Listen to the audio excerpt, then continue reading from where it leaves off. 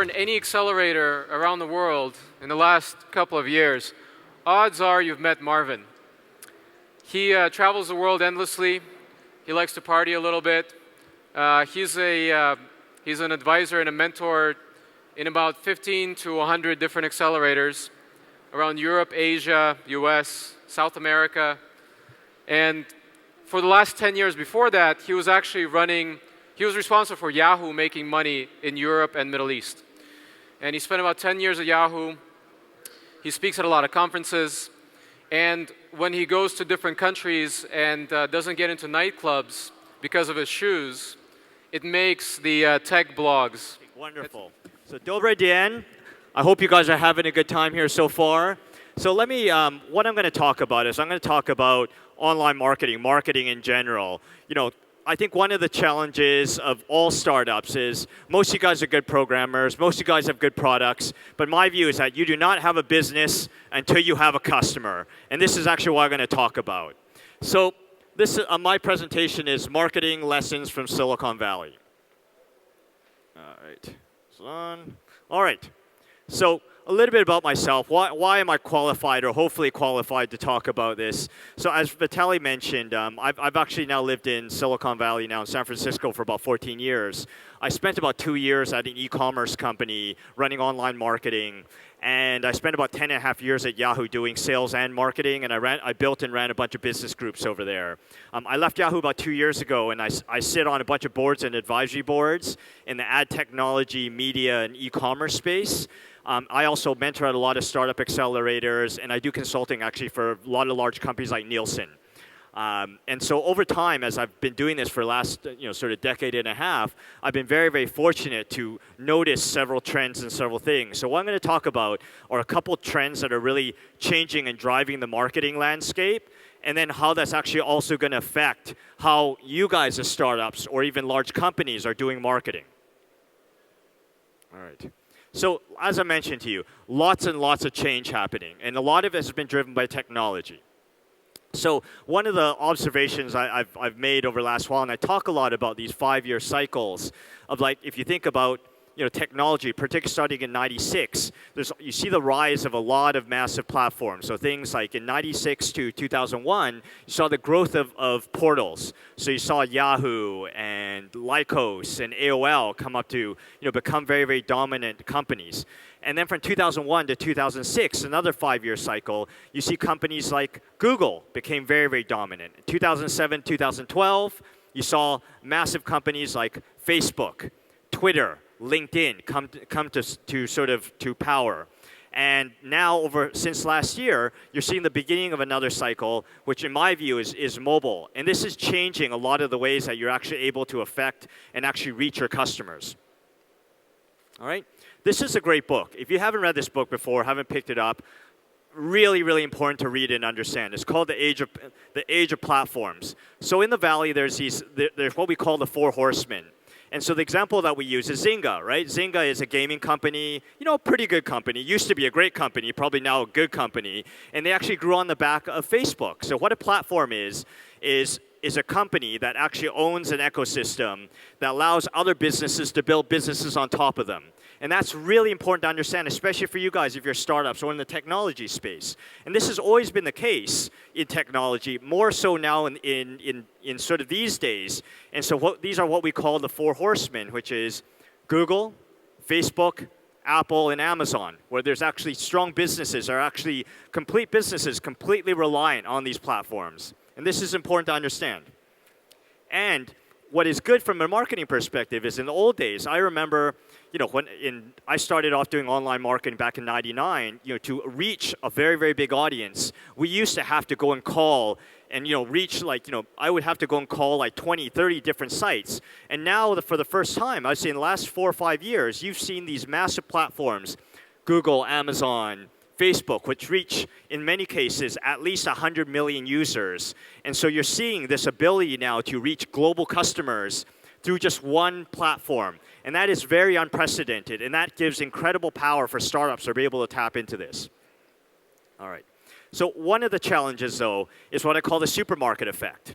Because with the rise of all these platforms, rise of all these new products, I'll give you an example of the App Store, right? The Apple App Store. There are over 1 million apps in the App Store. And the challenge now is, consumers are flooded with too many choices, too many products being developed. And so it's very, very hard for you as a startup or even as a large company to stand out when you roll out a new product, to actually stand out. All right?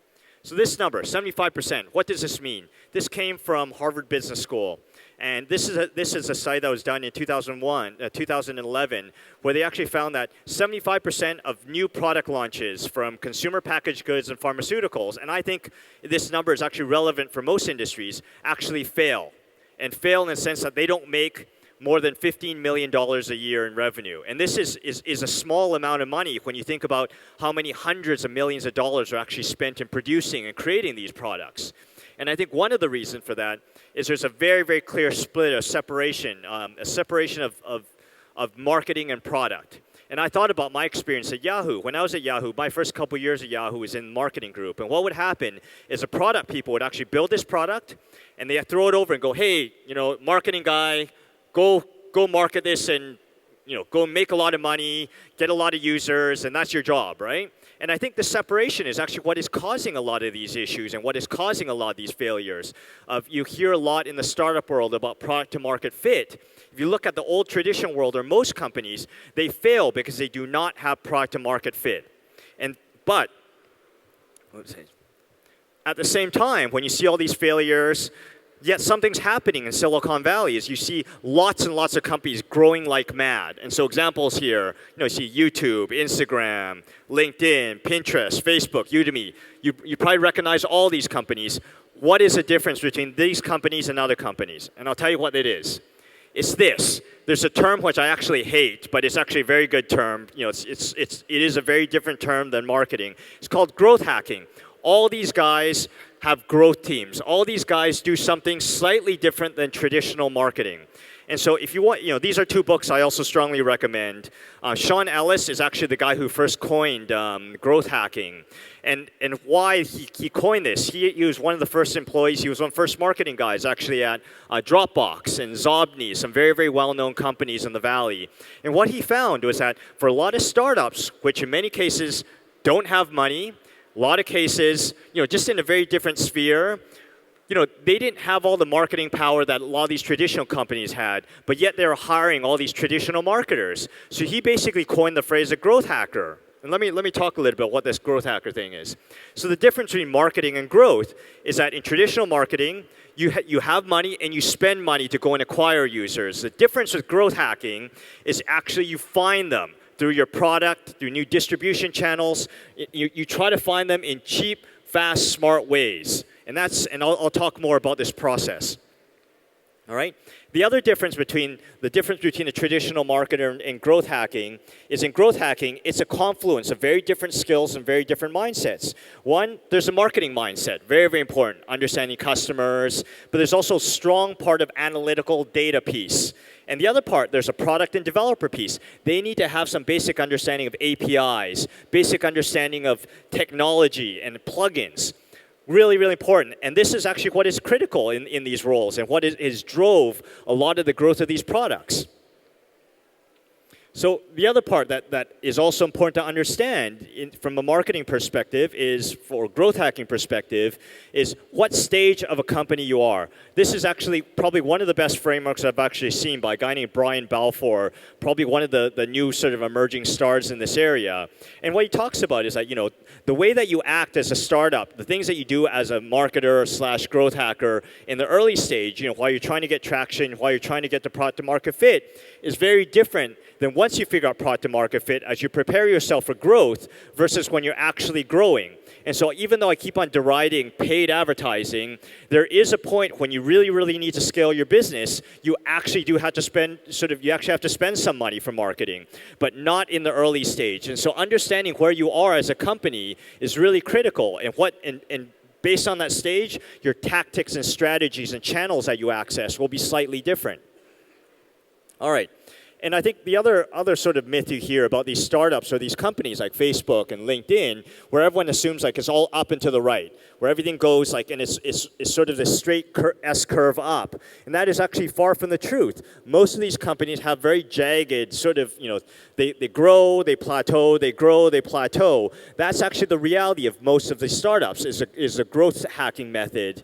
And there's a couple reasons for this. A lot of the times they're very lucky. They find these new platforms and they're able to ride these new platforms. So you think about companies like LinkedIn. LinkedIn grew on the back of the platform of email. You look at Zynga. Zynga completely grew on the platform of Facebook. Or you look at Airbnb. Everyone hopefully knows Airbnb. Airbnb grew on the back of Craigslist. And PayPal on the back of eBay. So understanding platforms, as I alluded to earlier, there's so many platforms now, which is an amazing thing for startups to take advantage of. If you do sort of, you pick the right sort of path and integrate these in the right way. And here's another sort of framework. What I want to provide for you guys is a framework of how you think about marketing, how you think about the customer lifecycle. And this is a framework that is actually created by Dave McClure of 500 Startups, who's going to be talking, a good friend of mine. Acquisition, activation, retention, revenue, and referral. If you think about the entire customer lifecycle this way, it's a great framework to look at your business and what stage you are and where you focus your energy and effort. Because for some companies, a big focus is on acquiring users. But in many cases, that isn't the problem. One of the biggest things I see for a lot of startups, or at least a lot of startups that I'm involved with, biggest problem is actually the activation and retention. So they're spending all this money and spending all this effort to actually bring in all these users, but the issue is these users are not staying. It's a big, big problem. That basically means you're wasting your money. And so what this growth hacking process and framework does is allows you to sort of look at the big picture from a marketing perspective and from a customer perspective of what is my biggest problem? Is my biggest problem getting new customers, or is my biggest problem actually keeping them? If my biggest problem is keeping them, maybe I should not focus on the acquisition piece and focus on actually retaining and making sure they come back over and over again. All right. And the other part is that growth this is all a process, all right? And so a lot of it is you do a lot of testing. You do a lot of experimentation.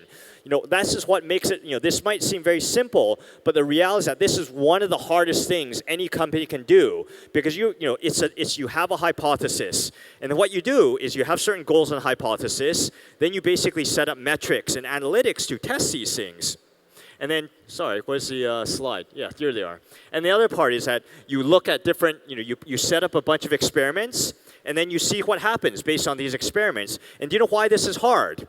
This is very, very hard because not only setting up infrastructure, but what's happening is that 9 out of 10 of your tests and experiments are not going to work. But that's actually okay. The point is that you're always learning more about your user base, more about your products, more about how to position it better. And this is what makes it so difficult, doing lots and lots of experiments.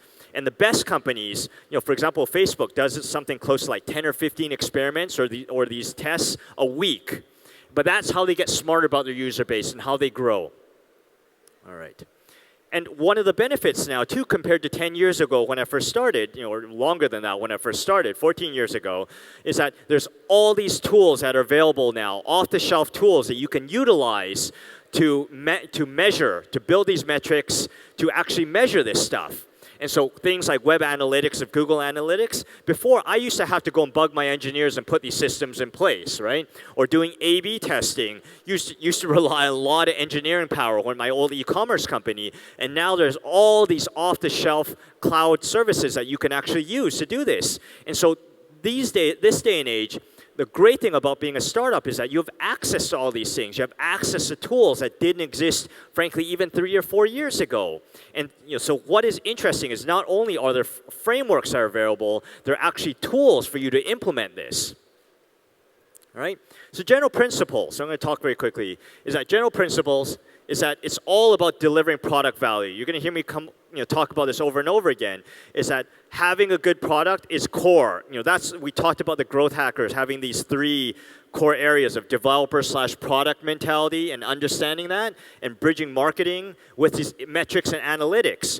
And so this is a critical role. I think the other part is that test everything. The analytics and metrics are very, very critical to this. Third part is data.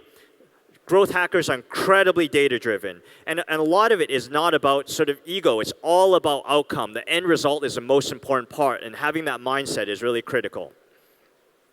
So, there's a quote from Aaron Ginn. He's the head of growth for a company called StumbleUpon in San Francisco. He said, the end goal of every growth hacker is to build a self-perpetuating marketing machine that reaches millions by itself. And that's what growth hacking is about building scalable ways of reaching your customers.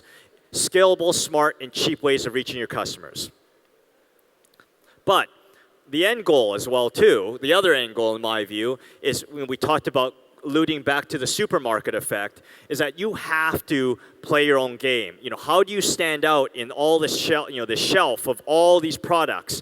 And there's another book I highly recommend by a guy named Seth Godin. He's probably one of the best thinkers in the marketing world right now. And so let's just say, imagine you're driving into the countryside of Ukraine, and you see like all these brown cows, hundreds and hundreds of brown cows. But all of a sudden, one of the cows is actually purple. You're going to notice that, right? And that's how he talks about the brown cow.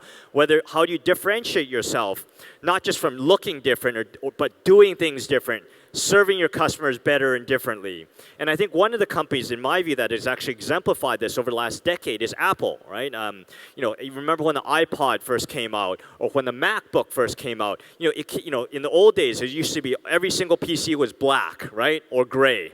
But when Apple first came out, they had these beautiful colors, right? White, pink. And remember the iPod, there used to be MP3 players that were standard MP3 players. When the iPod came out, it wasn't just the fact that it was beautiful and it worked really well and you had lots of music. Remember those white earbuds? They found ways to really stand out. And I think that's sort of the core. All right? And at the end of the day, right, we have this saying is that you can't growth hack crap. Paul Graham, who's the founder of Y Combinator, this is what I want to leave you with, is that at the end of the day, you want to make stuff that people want. That is the core of what we're trying to do.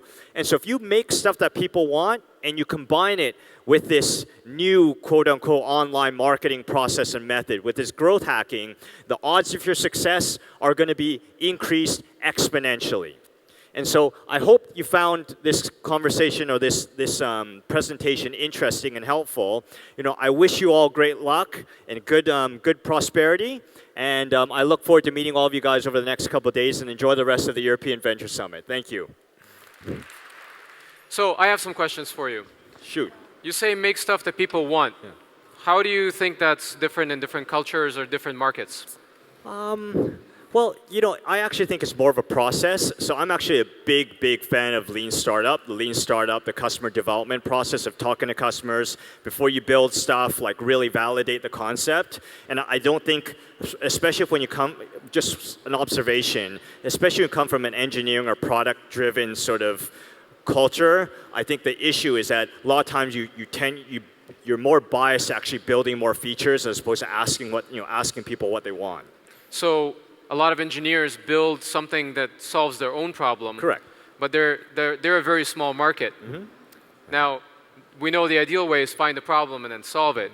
But when you have a technology in hand, how do you twist that into something that solves a problem for a customer? Well, I think, I just came from, I was just mentoring, for example, in Poland and Habrom, and that's a great question. And one of the challenges, just we have a lot of technical teams there, and I asked them, I said, have you validated this product or validated, the need for this? And they're like, well, I said, we've talked to a bunch of customers. I'm like, okay, how many customers have you talked with? And they're like, 5. I'm like, well, are they related to you? He goes, yeah, some of them are like family. And like, okay, that doesn't really matter. What you need to do, frankly, is you just have to I recommend you call or meet 30 to 50 people on a weekly basis, and you find patterns, right, of things that they like or things that they don't like. And by identifying these patterns, that's how you fine tune.